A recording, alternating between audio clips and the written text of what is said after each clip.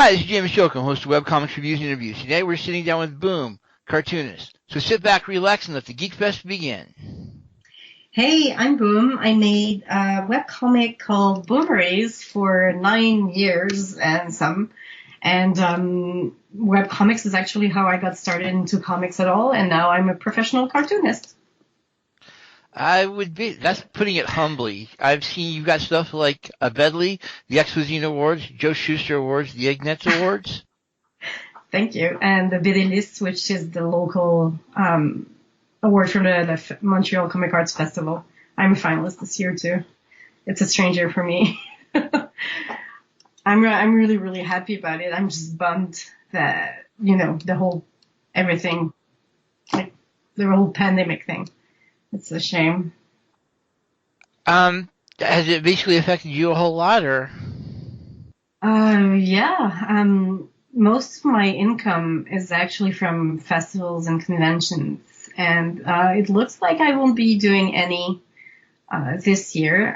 Thankfully, my husband can support the both of us, but I won't be making a lot of money this year.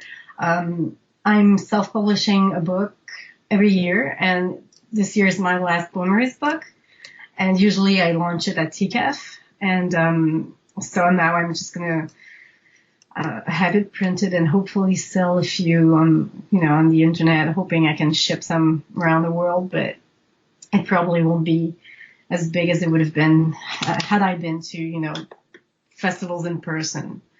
But also it's a bummer because TCAF especially and MCAF are just so fun to be at, to hang out with a bunch of other cartoonists and professionals and illustrators and friends and people I just see at TCAF every year. Like it's like summer camp. It's like the one time a year where you can hang out with the people that do the same things as you do. And it's just so sad that we won't be doing this year. I hope 2021 is easier on everybody, not just the comics, not just the comic community, but everywhere.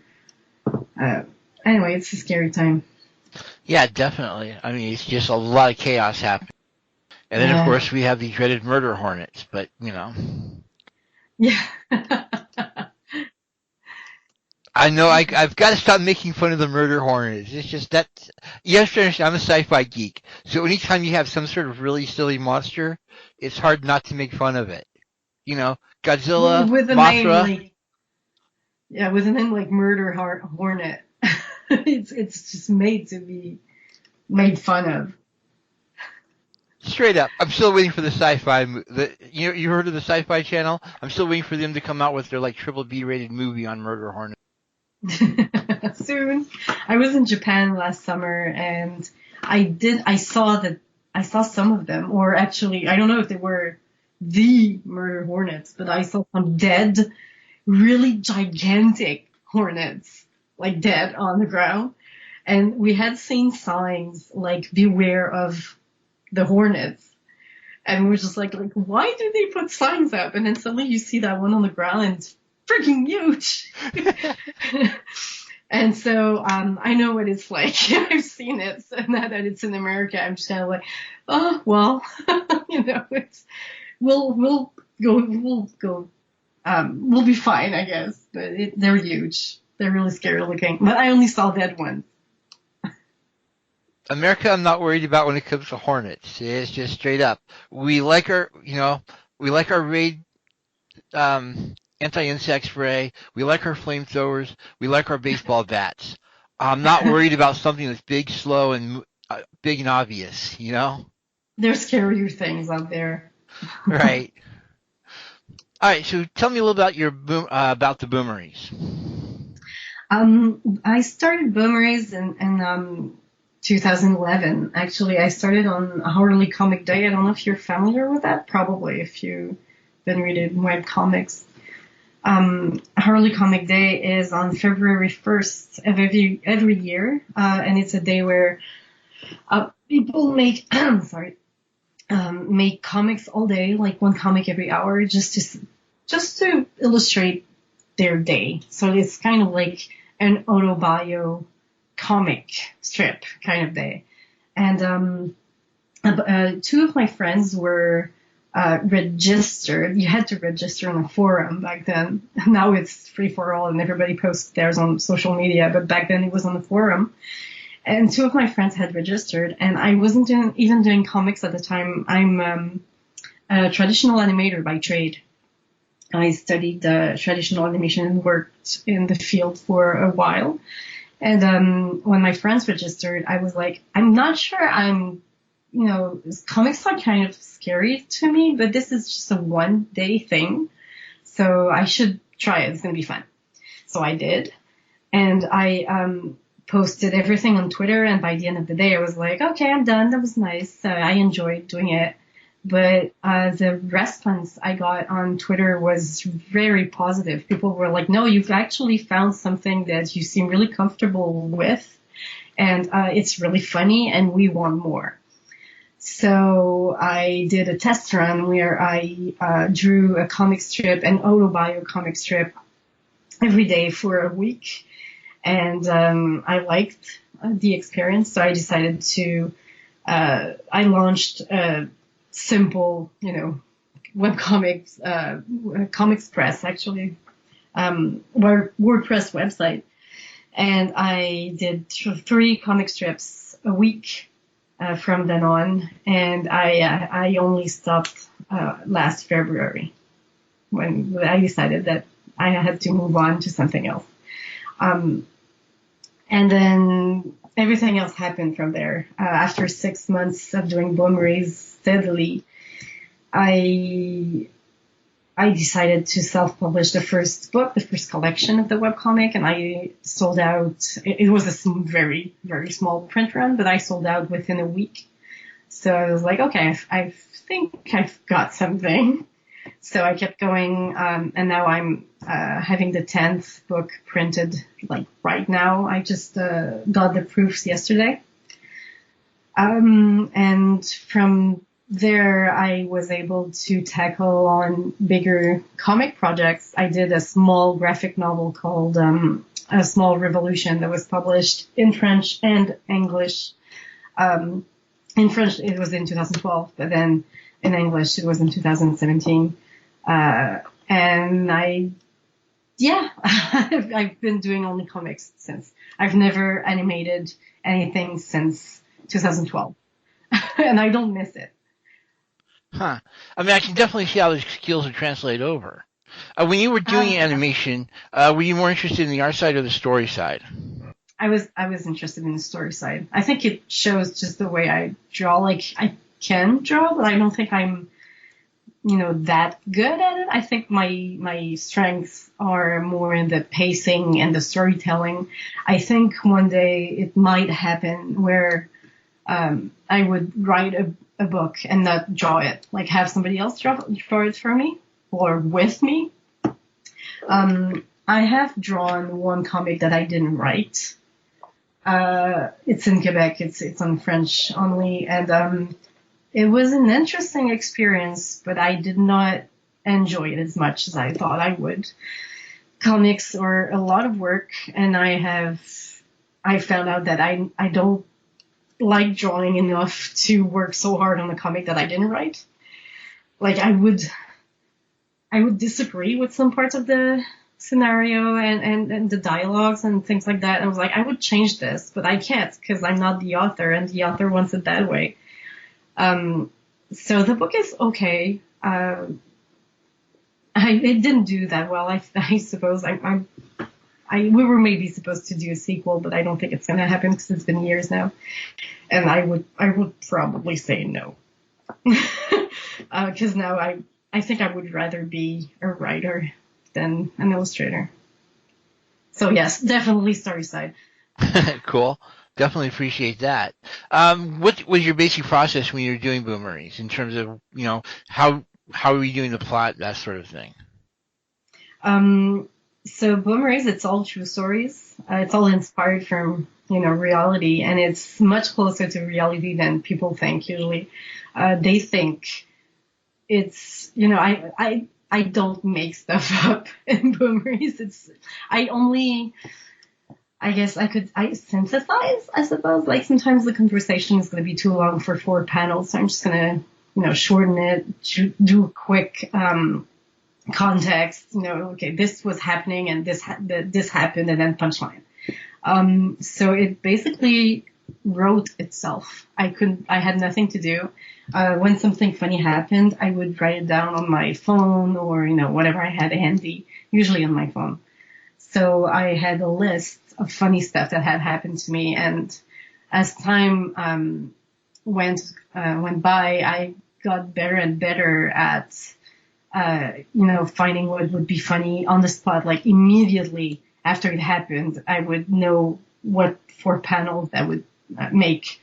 And then I would just go directly to the penciling stage. So no thumbnails, no script. So I had this 4 panel template that I made.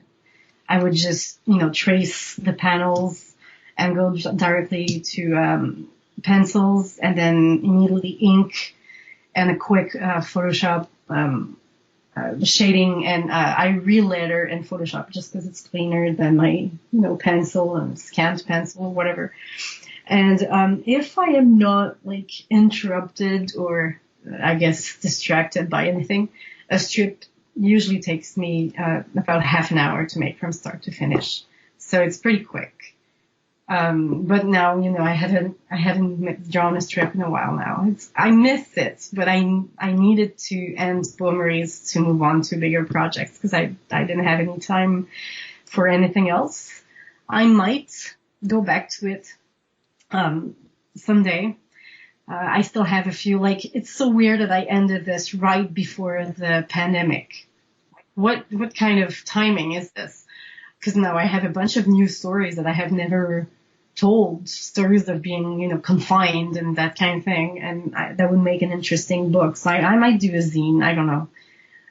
I'll see how much free time I have, because right now I also do children's illustration on the side, and now I have a contract right now that keeps me busy. So. First off, yeah, I'm looking at Boumeries right now, and it's actually a pretty decent art style. I mean, it's not ultra complicated, but that's fine. It's a it's a 4-panel webcomic, basically a gag strip. It is, yeah. So it's actually pretty good, some pretty good, decent art. Thank you. It's I can do better, but it's what kept me going. I mean, how I was able to keep Boumeries going on for so long was because it was simple. I wish I could have done color, but I would never have enough time to do it. And then I had 2 children, and through pregnancy and their, infancy, anyway, whatever, I was really, really busy with the kids and adjusting to my new life. And I still kept making comics because I had time to do them, just because they're simple, and I kept them that way. I'm trying to, do something more complicated for my next comic project. It's still in the script stage, so I haven't, I'm starting to work on a storyboard, so it's not nowhere near completion. And even if I had started, if I start full-time, drawing it full-time, it might take me still, maybe 2 years to make, because it's a few hundred pages. But it's way more detailed than Boumeries, just because I want to do something different. First off, how much of a lifeline was doing Boumeries? I mean, at that point, that would have been something, especially with the kids going on, that would have been something you could have basically just gone to and just sort of a refuge of sort. How much of a lifeline it was? Basically just something to get away from the kids, just something, which I know is weird to say, but it kept me sane for sure. Throughout pregnancy too, even if I didn't know at the time, especially my first pregnancy, I was kind of depressed, I guess, the hormones and everything. And I thought that everything I would draw, or the comics I would make, I thought they were pretty bad, as I was making them. But the webcomic format gave me no choice. I would make a comic, and put it online, and then it was out in the world, and it was too late now. And when I read those comics from 2013, they're not bad. I thought they were terrible, and then I read them today, and I'm kind of like, that was funny. Where's the problem?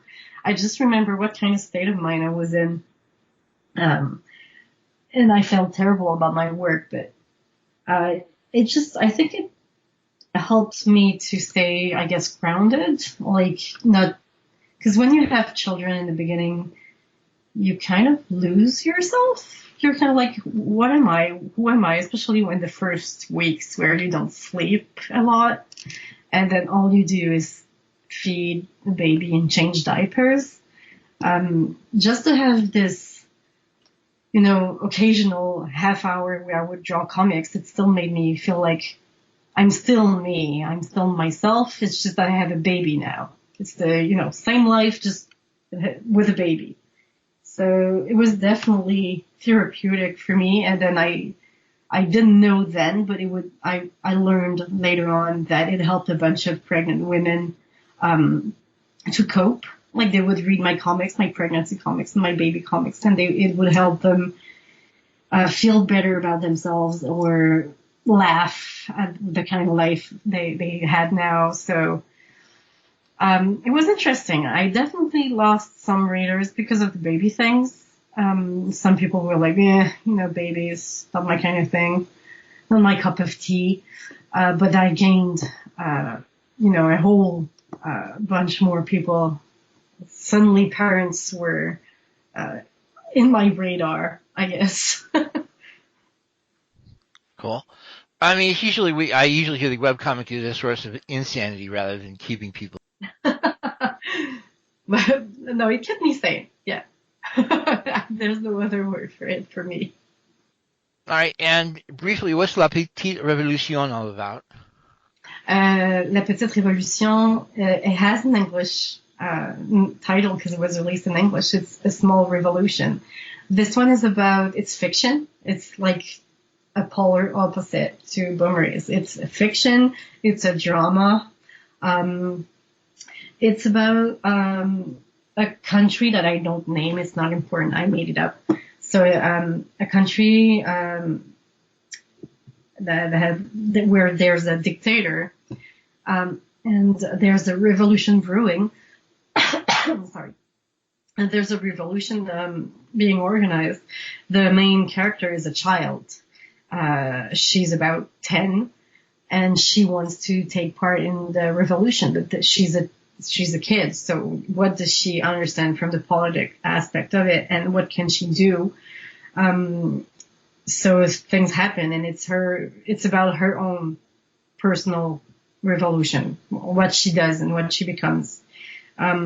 It's actually, the main character is a character I created when I was in high school. It must have been 14 or 15 when I came up with, her character and her name.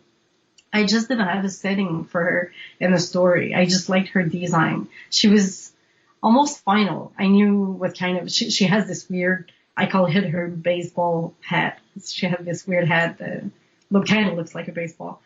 But I had no story to tell. And then when I was in, university many years later, I had, creative writing class. And I also had the same day, actually right before my creative writing class, I had history of the USSR class. And so I would come out of that class about the USSR with like images of Stalin and war. And when I got into my creative writing class and I learned we had to write a novella, I was like, I think it's now or never. I might as well build this dystopian world and put this character in. And then, so I wrote this novella. I had a good grade for it, and everybody in the class had to read it, which was really scary, because usually I wrote a bunch of stories in my life, but then only my best friend would read them, but then suddenly my whole class in university had to read it. It was scary. But then people liked it. So, a couple years later, after I had begun Boumeries, I saw there was a call for entries for a publisher in Montreal, and they were looking for a short story that was kind of like a genre. Like I kind of stretched the limits of their the rules for the submissions, but I was selected. So my book was selected and I got published by them the year after. So that was fun. That was my first long form comic, and it's not even that long. It's never long enough. It always, people read comics too fast. It's so sad, like, to get to work on a comic for months and years and countless hours, and then it's out in the world, and then your friend calls you and they're like, your comic is great, but I read it in 20 minutes. Yeah, it's sort of interesting to see comics that do use children as a metaphor for war, or at least to make a comment on war. Jules Pfeiffer's Monroe, for example, is a pretty famous example. Mm-hmm. I don't know why I decided to do that. I think it's just, to have some innocence in there.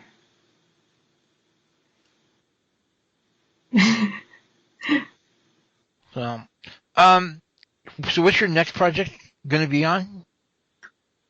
You haven't decided yet? Oh, I have decided. I have the script. I know how long it's going to be, unless, things could change. It's a fiction. It's based on some aspects of my life, but it's still a fiction. It's with a bunch of new characters. I have posted about these characters, especially the main one, on my social media.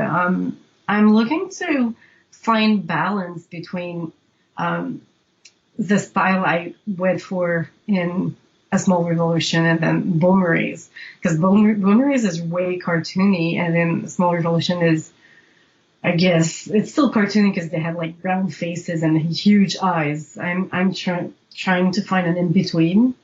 And it's my book's going to be set in Montreal, and I was going to say present day, but I'm not sure. I read something today that was interesting, that now when you write a story, like, is it like before COVID or after? Like, we don't know what's coming.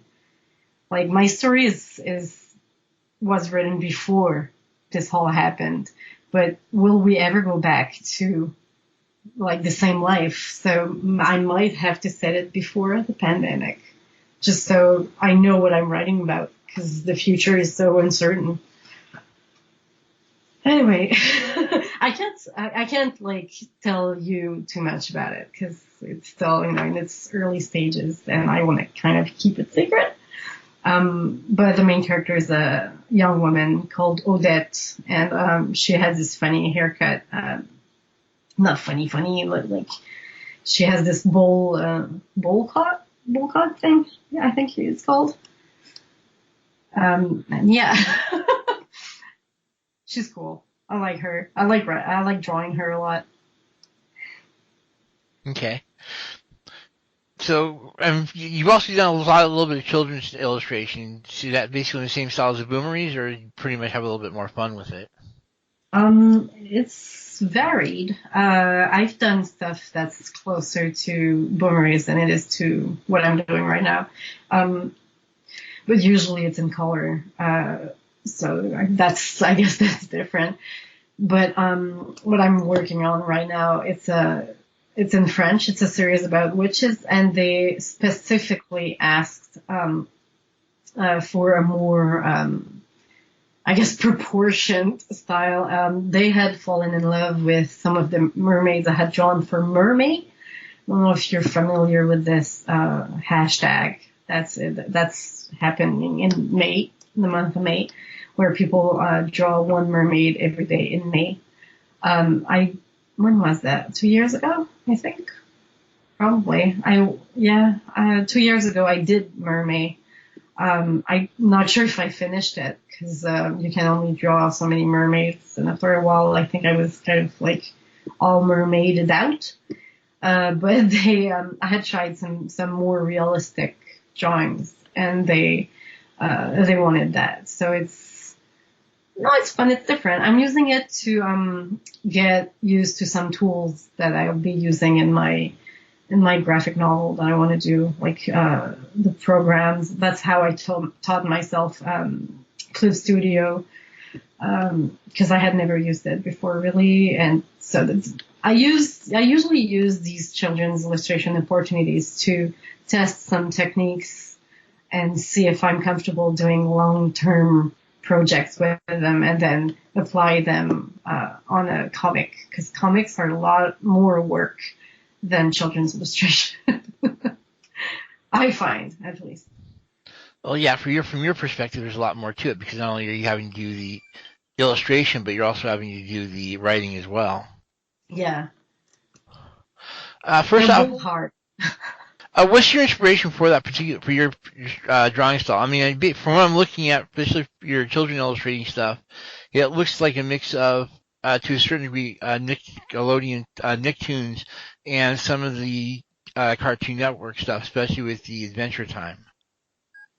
That's cool. I've never really watched Adventure Time. It's probably like blasphemy or whatever. I've watched a lot of Steven Universe, and I think I think their mouth have kind of, I guess, influenced the way I draw a mouth. It's like the trendy animated mouth. I'm not sure where I grab my inspiration. I've drawn all my life, and I've had all sorts of influences over time, from comics to video games to manga, anime. I've drawn manga style for years, when I was a teenager. So, the small revolution style is actually closer to what I usually draw. Like, I've drawn more like this all my life than Boumeries, which is strange to some, because I've done Boumeries for so long now. It's my longest ever project. And I'm not sure. Some people have told me that Boumeries looked like a mix of Peanuts and also chibi style manga. And I kind of like that, because it's like, minimalistic cartoon versus Japanese influences. And I think that summarizes it pretty well. Oh, definitely. I mean, the super deformed style where basically everything is drawn just as a little bit almost childlike with those proportions it's definitely all sorts of fun. So basically, and have you got anything else out there that's sort of fun? I mean, obviously besides Boumeries and Small Revolution. If I have anything else, I released a book last October that was about pregnancy, and it's kind of like a glorified Boumeries book, because it's in the Boumeries style. But so the book is the title is Nausées matinales et autres petits bonheurs, which means morning sickness and other small joys. It doesn't exist in English yet, but hopefully someday I want to get it translated and published in English. But it's not as easy as it sounds. And so it's not all true stories, but it's inspired by pregnancy. It's kind of like, and it's not, I don't want to say educational, but it kind of is, because it's like a portrait of like the trimesters of pregnancy and that kind of thing. But it's really not serious. I keep making fun of myself. At some point I'm naked, and it's more, because it's about pregnancy, and it's a great book to give to pregnant women. It's more adult than Boumeries ever was. I didn't intend Boumeries to be all ages, but when I started selling the books, I noticed that children were attracted by it, and then I had to watch out and not put too many swear words in there. So that book, the pregnancy book, is definitely more. It has, some swear words, some nudity. I talk about sex. I talk about that kind of thing more, and I did it entirely analog, so it's all watercolor and ink, and it was a pain in the butt to do, but it was worth it. So it's much prettier than Boumeries. I wouldn't have been able to do Boumeries this pretty for 9 years. So it's just fun to see that same style in a very polished way. The book looks real nice too. The publisher is a really well-known publisher in Quebec and Europe. It's called La Pastèque. But I want to do a second one at some point, but I'm not ready for it now. The nice thing too is that since I began doing comics, this thing where you can show or sell or, frame original pages. I can't really do that because Boumeries, my originals are kind of like, meh, on computer paper. They look really ordinary. A Small Revolution was entirely inked on the computer. So my pages, my pencils, they look like crap. There were just like a bunch of, I wouldn't even draw the faces sometimes. Like just, this is where the head's going to be. Okay, fine. Future me is going to fix it while inking. And, but that pregnancy book, because it's all watercolor, the pages look really nice in person. And it's just a fun, I guess, I was going to say, not memory. I can't find the word. See, that's where I told you I was going to struggle. It's just fun to look at. I have this huge binder with all my pages, and I've been selling some, framing some. I don't know, just some kind of legacy. Yeah, that's the word I was looking for. Yeah, I've been looking at the Ojoy sex toy, and that still looks pretty good. Oh, yeah. So. Thanks. Yeah, that was fun. The first one I pitched it to Erica and Matthew. I knew them. I've met them before, both of them. I've met them at, was it Emerald City? I think Emerald City Comic Con.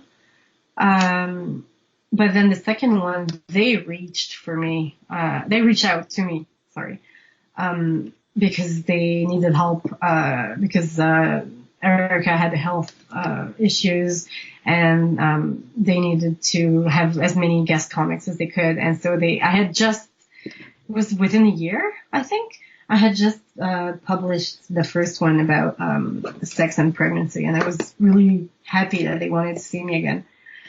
And they're really fun to do. I enjoy doing them. They basically draw themselves. Yeah, you actually have sort of an impressive resume going. Thank you.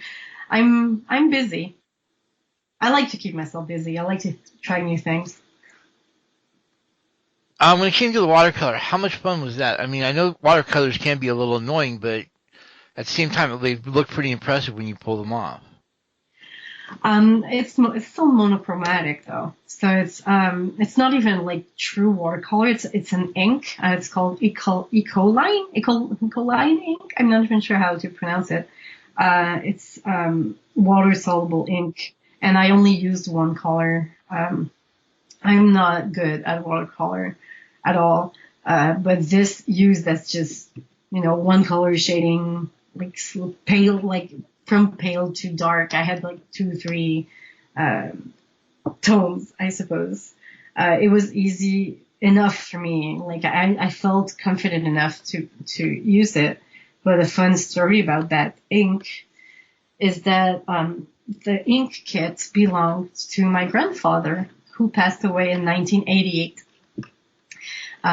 So that ink is old. I am not sure if the pigment is even close to what it was when he used it back in the 80s. I don't know why I ended up with it. I think my mom kept it. My mom's also an artist, although she doesn't ever draw anymore. She knits now, and she's like, oh, it's basically the same for me. And she's like, what the hell, Mom?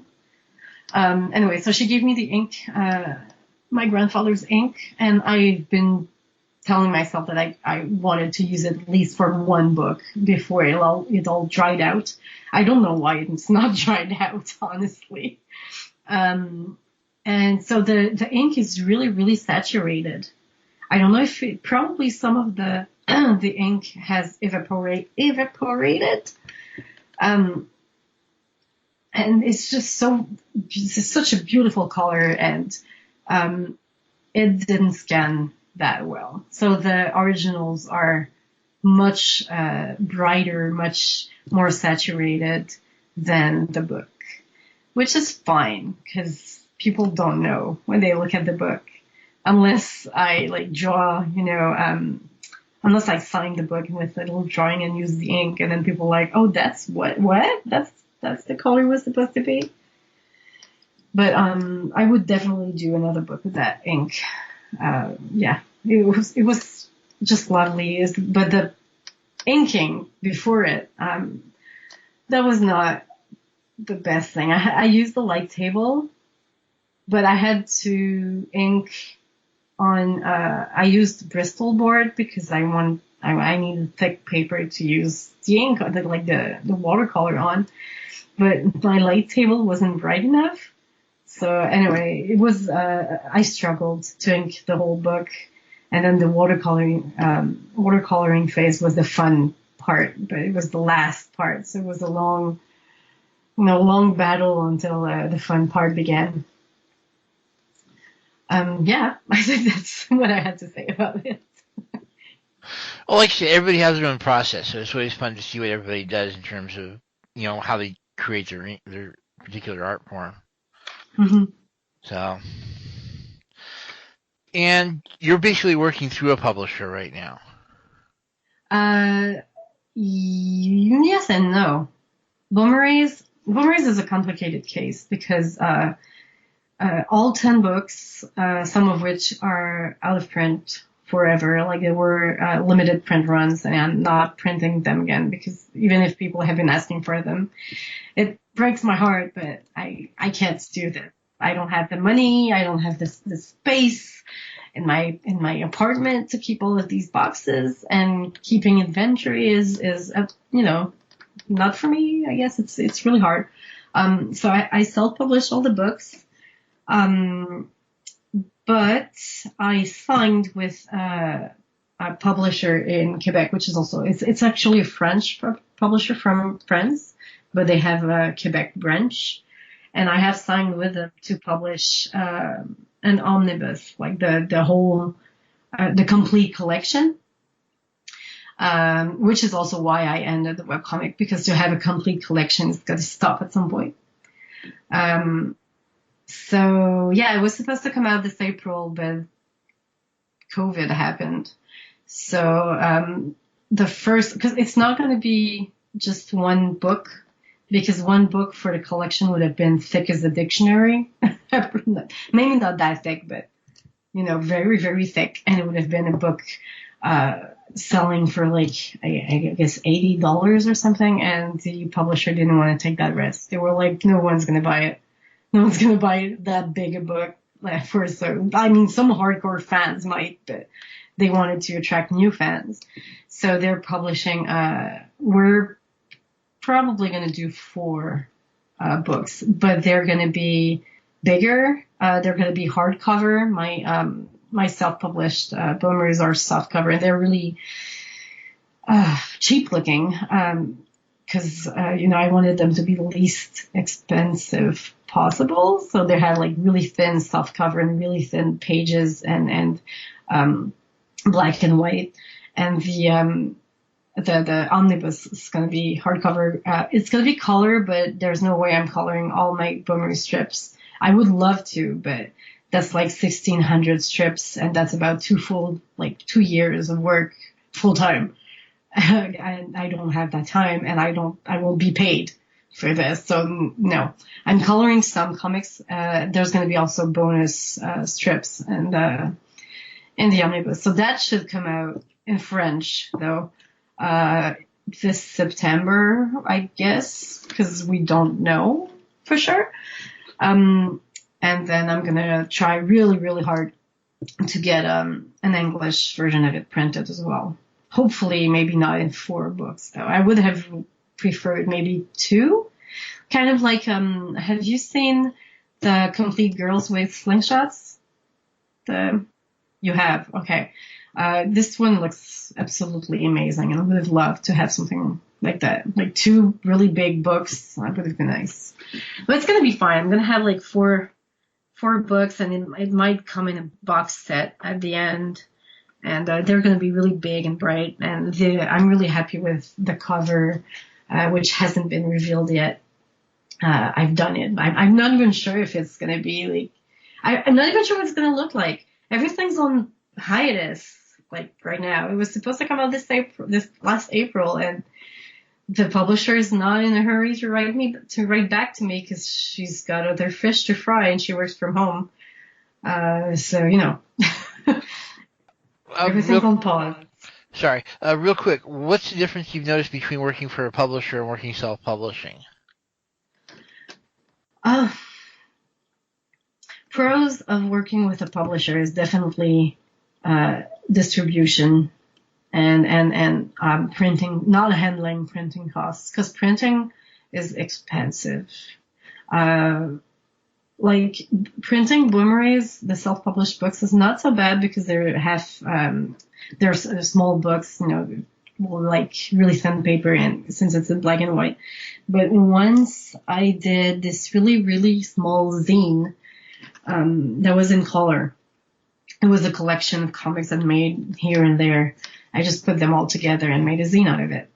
And because it was in color, I had it printed at the same printer where I print my Boumeries, which is a printer that specializes in small print runs. So you don't have like to print 3,000 books to get a good price per unit.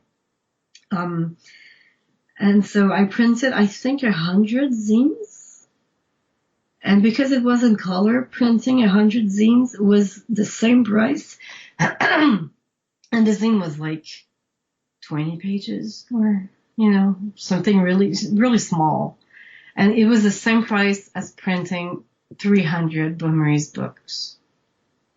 So that was because of the color. So right then, and it was a stapled zine. The Boumeries book are bound. It's not stapled. So I was just like, okay, so color is, and I feel like it's something else entirely. So working with a publisher is definitely, you know, a plus for the look of the book. My pregnancy book is the best looking book I've had ever published. It's hardcover. It's got a round spine. It's really pretty. There's page de garde. You know, when there's a hardcover book and you pen the book, there's like these neat patterns on the first pages. I don't know, how do you call those? I want to say amare, but okay, I don't know. Anyway, so the book looks really nice, and it wouldn't have looked this good if I had done it by myself. On the other hand, sometimes you argue with publishers about some things. Sometimes it can be as stupid as like a comma. Like, I don't want a comma there, but they insist. And sometimes they do it behind your back.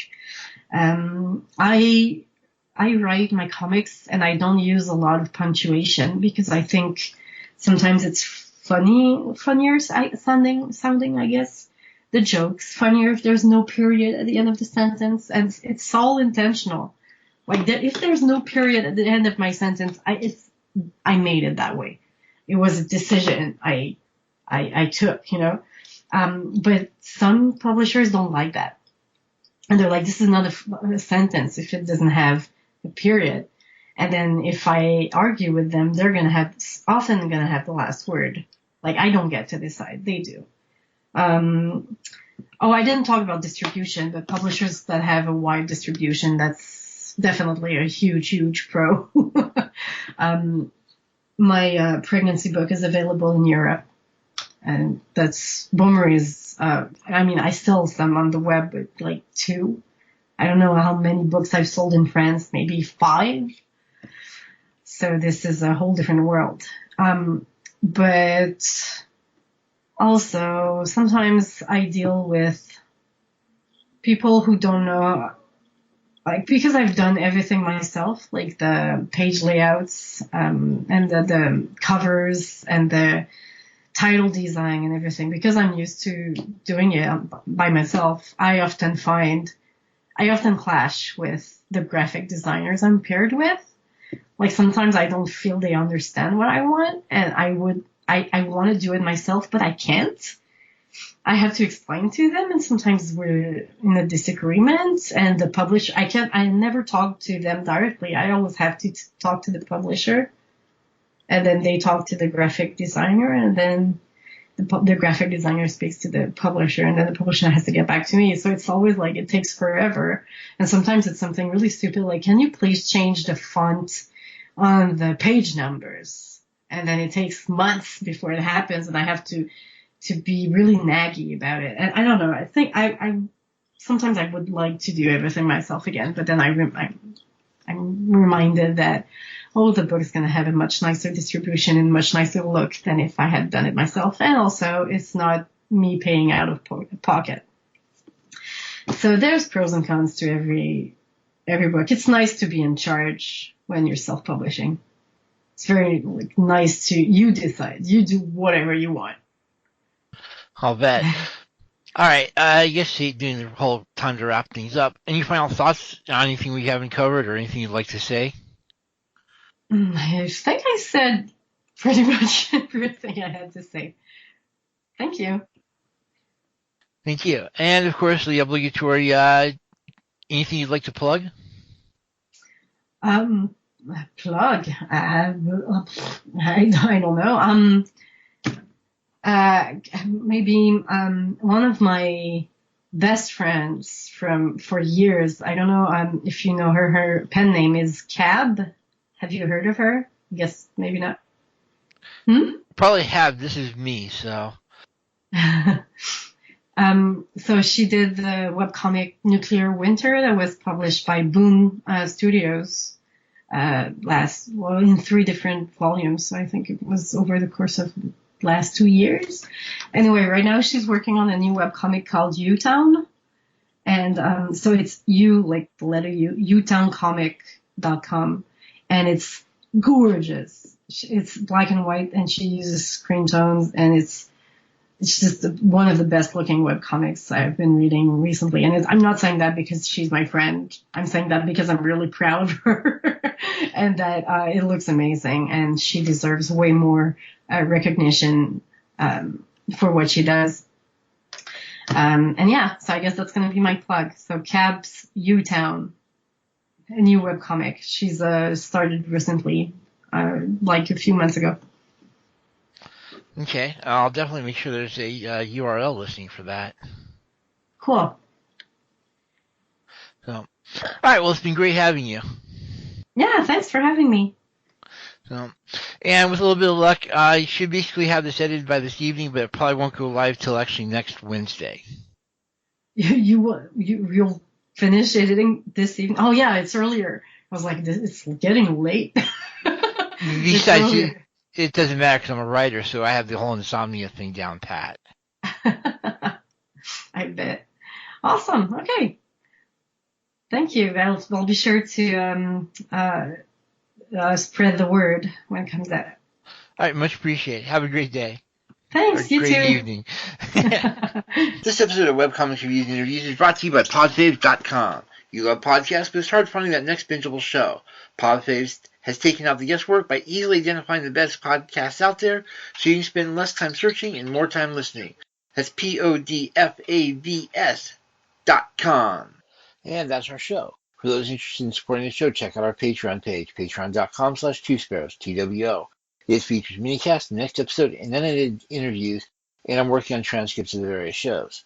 We also have an Alexis app offering 2-minute minicasts offering writing and business tips, as well as affirmations to keep you writing. We also have curated playlists on YouTube, with all the shows broken down to different playlists based on topic. It also includes a good part of available minicasts, as well as the Alexis briefs. So please support our Patreon page, download the Alexis app, and subscribe to the YouTube channel, and please talk to us on Facebook. Thank you, and have a great day.